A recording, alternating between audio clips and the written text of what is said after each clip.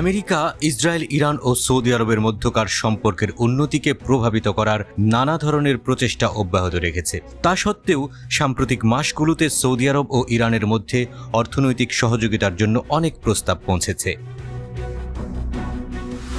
Saudi আরবের দৃষ্টিকোণ থেকে ইরানের সাথে সম্পর্ক পুনরায় চালু করতে কয়েক মাস আগে স্বাক্ষরিত চুক্তিটি বজায় রাখা অর্থনৈতিক সম্পর্কের মাধ্যমে সম্ভব এবং তা রাজনৈতিক ও নিরাপত্তা ক্ষেত্রে প্রসারিত হতে পারে। রিয়াদের দৃষ্টিভঙ্গি দেখায় যে সৌদি নেতারা উত্তেজনা কমাতে, বিশেষ করে ইরানের সাথে তাদের সম্পর্কের বিষয়ে ইসরায়েলি কর্তৃপক্ষের কথা মতো কাজ করবে না।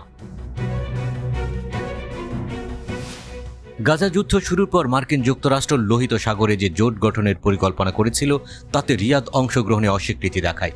ইরান ও সৌদি আরবের মধ্যে উত্তেজনা হ্রাসকে প্রভাবিত করার ক্ষেত্রেও যা ভূমিকা রাখবে। অস্ত্রের বাজারে মার্কিন আধিপত্য হ্রাস।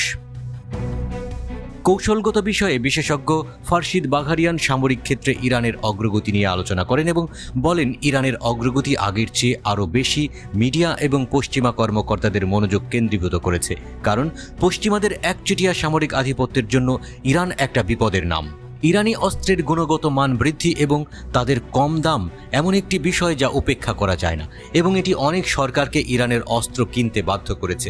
প্রতিরক্ষা সামরিক সরঞ্জাম বিক্রির মাধ্যমে ক্রয়কারী দেশগুলির সাথে কৌশলগত সহযোগিতা জোরদার করা এবং বিকাশ করা সম্ভব, এমন একটি পদ্ধতি যা আঞ্চলিক এবং আন্তর্জাতিক অঙ্গনে দেশের কৌশলগত সম্পর্ক সম্প্রসারণে কৌশলগত ভূমিকা পালন করতে পারে।